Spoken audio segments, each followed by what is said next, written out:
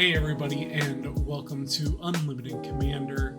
Just Matt with you here today. I got myself a starter deck for Lorcana, the new Disney game, and since I had the ability to open it and no one here to open it with, I thought that I would share with you the opening of the box so that you can kind of see what kind of things come in a starter deck, what you can expect out of the game a little bit.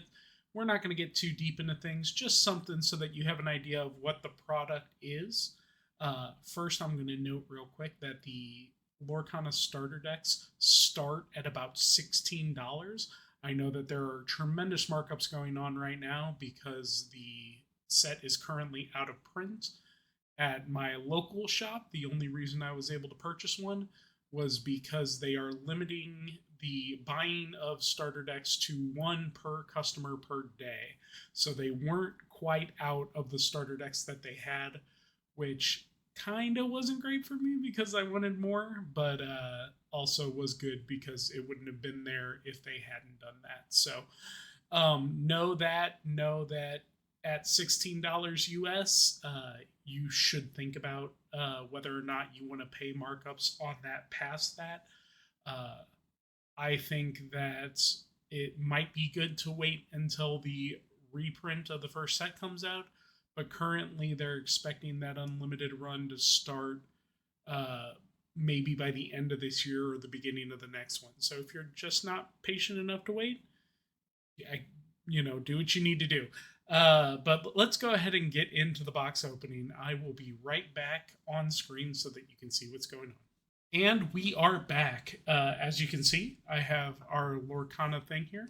Unfortunately, I'm not going to be looking directly at you while I open the Lorcana starter because I need to look down. But this is what the starter deck looks like. There were 3 different starter decks. This one is the Amber and Amethyst deck. I think you can see that on screen. And then they had 2 other ones that were 2 colors, and I think that it covers the entire thing. So I think there's a ruby steel and then sapphire and emerald. I think that's right. So each deck can only be up to 2 colors right now. That's the way that they are mitigating the situation. So I just want to open this and kind of show off the contents of the starter. So, first things first, I wanted to show this because this is kind of cool to me. This is wrapped right now in sort of like a wax paper. It's tight enough that the cards aren't going to jostle very much, which I think is great. But it's also like, this is a much better thing to have than just sort of straight plastic around the cards. So that is something. It comes with a booster pack. And then it has, of course, what every card game wants and desires. It has a small playmat, and I'm not joking when I say that this is the playmat. Like, it doesn't fold out again, from what I can tell. Let me double check that real quick. Yeah, no, there's no third area, so they just kind of expect you to put this on the side of a mat, I guess. And then there's your deck, there's your discard pile, there's your lore count that you use to keep track of your win. And then it has cards in play and inkwell so that you can move across. It has a left-handed and a right-handed side, so if you want to put that over there on this side, it can kind of set up your board. It's actually a nice little gesture. I like this a lot. I won't be using this if I'm playing. I will just know where my places are, or maybe I'll get a custom mat that has a place for an inkwell and cards in play. But that's a nice little extra that isn't too wasteful. They, of course, have a quick start rules thing. This folds out immensely. I'm not going to fold it out. But it basically just kind of goes through what the kind of cards are, how to play a little bit, and give you sort of a thing. Adam and I are planning to play this on stream whenever he can get a hold of a starter deck. So for now, it's on hold, but at some point we will be playing, and then you can learn how to play with us when we play. They also have those little pop-out counters that you might see in any TCG thing. -3 and -1s. Those are to help you track. I don't know if they call it damage, but to track uh, damage on characters while you go. Again, I will just be using dice. That's kind of the way that I do things. Um, let's go ahead and crack into this pack real quick, and we'll see what we've got going on in here. So, I miss cracking packs so much, it's ridiculous. So, I'm going to show off some of these cards and kind of give an idea of what's going on. But let me talk real quick about this card stock. This card stock is great. It is nice and thick. It feels really good. The border around the back is fantastic. I think it looks very good. It's very sleek, and it doesn't have the name of the game on it, which kind of makes me happy because Disney tends to over brand their stuff. So the fact that this is like a very sleek back that is just like this is the Lorcana back. You'll know these cards when you see them. Is great. I think it's awesome. They also have similar to what Magic did, the little circles in the bottom for protection. Although I don't think that they are actually foil on anything. So I don't know if that actually works as a protection mark, but it's there. It also tells you the rarity of the card essentially. So these are commons that we're looking at right now. I'm not gonna like go through what every card does because we'd have to know more about the game in order to do that. I do know how to play this game because I've watched enough people play this game to go, but this is kind of just the base idea of a deck. And what's cool is it seems like packs have 6 commons, and from what I've seen of people opening them, there's one of each color. So it is built in mind of rotating your collection and making sure that you're getting significant amounts of different colors and different things. It's not great when you are trying to upgrade one starter deck, but if you are going to play a bunch of different colors, it'll help you level out your collection a little faster, and I kind of like that. This Jafar looks pretty sweet. And then after that, I think we're into the uncommons. In the uncommons, we got ourselves a Goofy, a Lilo, and Dragonfire, which looks like a attack thing, like an action that's like a destruction card. And you can probably see it right here. I might zoom in when we get a chance to. But these 2 cards, you might notice this one does not have a little circular thing on it, and this one does. For the purposes of the cards that you can put in your inkwell in order to play cards, they have to have that little circle on them if you want to reveal them and then turn them into ink. So you always end up revealing cards from your hand before you turn them into ink. Just something to remember.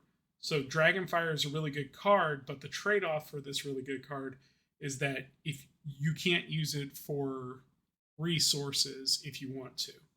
So just something to remember. Next up, I think this symbol, the little triangle, means that it's rare.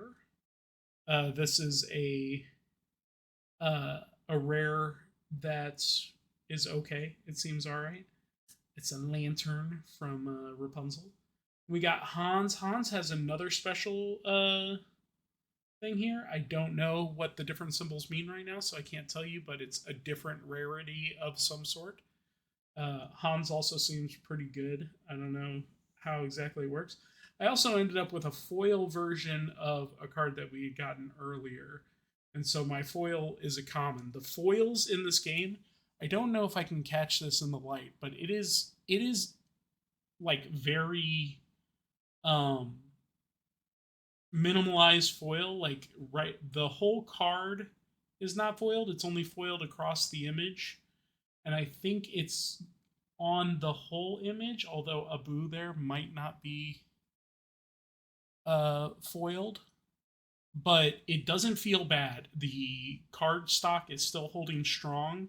I don't think that this is going to bend very easy. We'll find out as time passes, but the foiling here looks pretty good.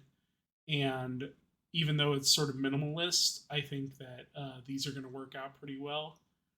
Uh, yeah, that's pretty much it as far as the foiling goes. Let's dig into this deck. I have not looked at this at all, so I have no idea what we're in for.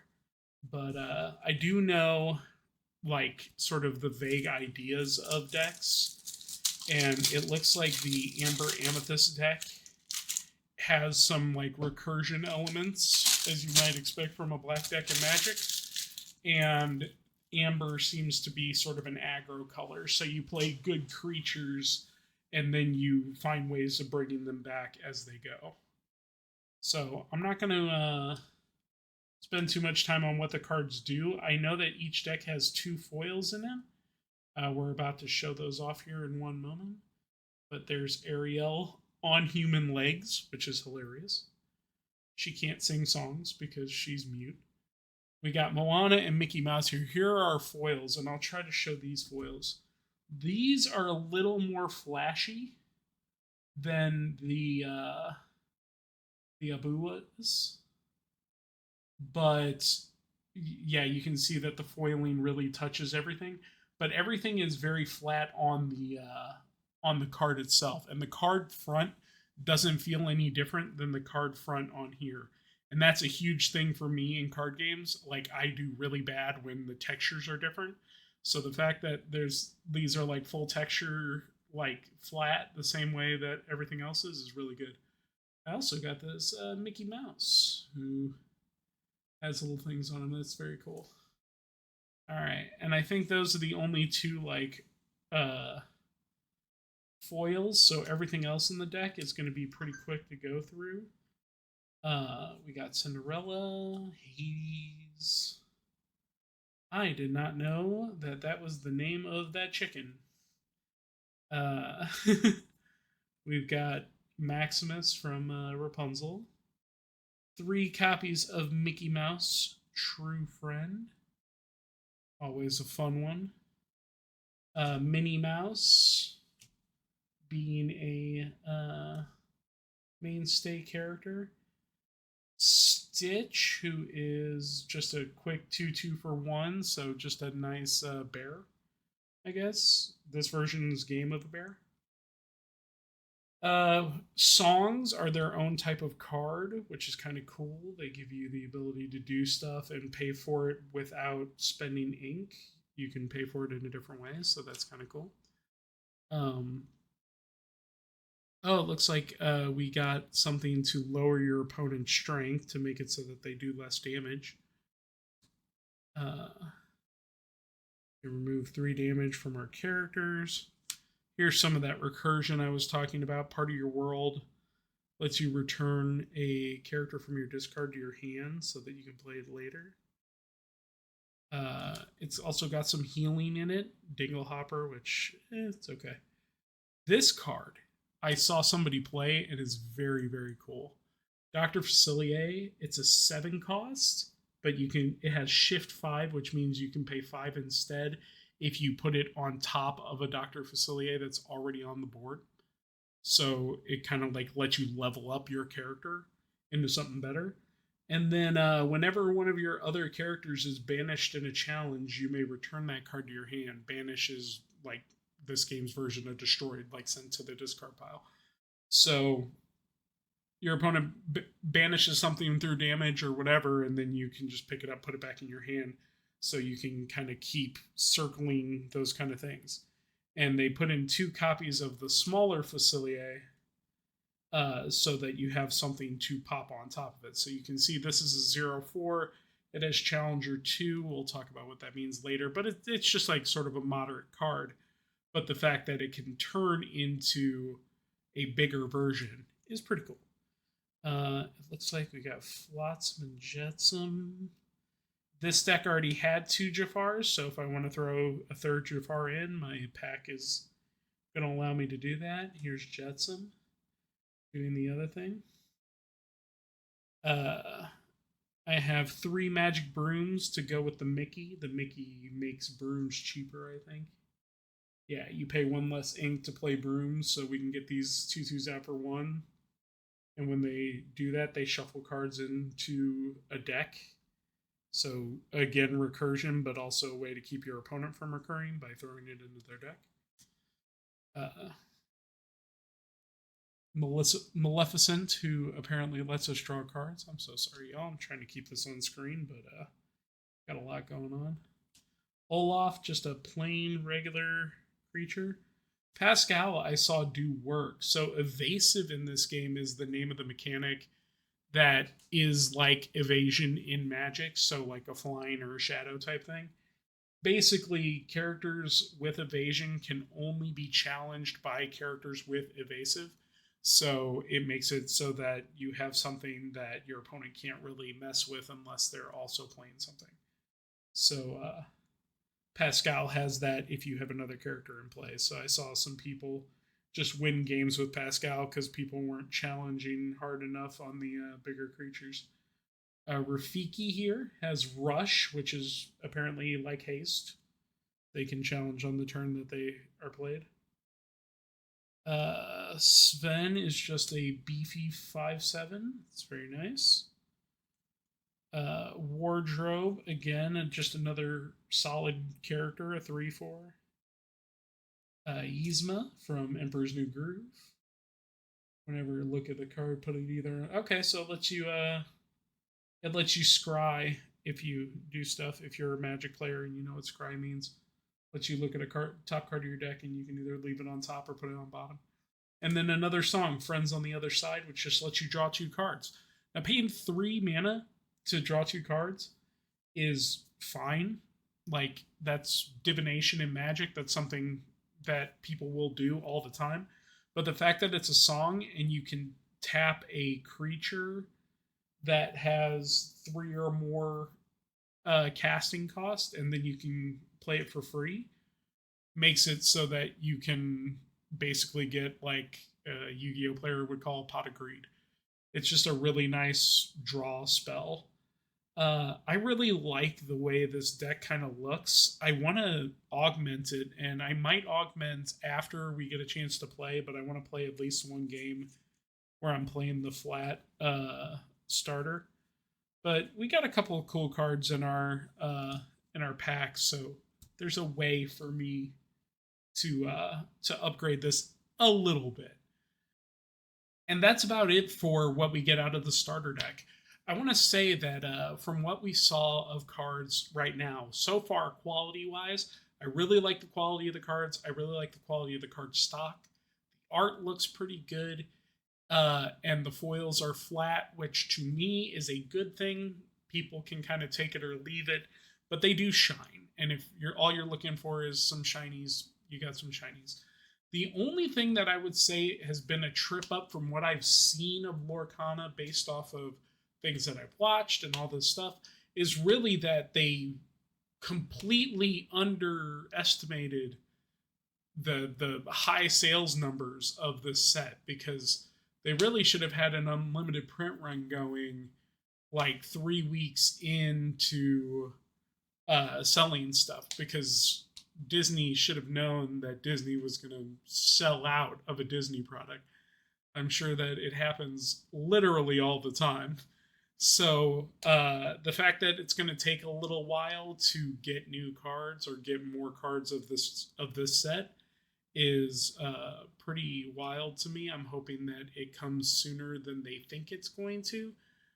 Because the game is very well liked right now and it has a lot of steam. And I'd like to see that steam continue before the second set comes out. They're already starting to spoil for the second set, which is another to me a no-no. We don't need to see hints of the stuff from the second set if we cannot do things from the first set yet. But if we can't buy cards yet for the first set, but I really like the way it looks. I'm pretty sure I'm going to like the way it plays, but time will tell. Be sure to check in with us here. We will likely post a video of whatever battle that we do, or you can catch us on one of our streams. But in the meantime, This has been Matt here on his own, coming from Unlimited Commander. Thank you so much for joining me. Bye. If you liked what we had to say, consider supporting us on Patreon. Your support goes directly to growing and improving the show. You can also like, follow, and subscribe on YouTube or your favorite podcast app. Make sure to comment or leave a review. The cast can also be found on Twitter at Unlimited Commander. You can find Matt's Twitch, Twitter, and other YouTube projects at knowledgepoolmtg.com. And Adam can be found on Twitch and Twitter at Adamus_Prime86. Our theme song is Polaroid by Harris Heller, licensed by Creative Commons.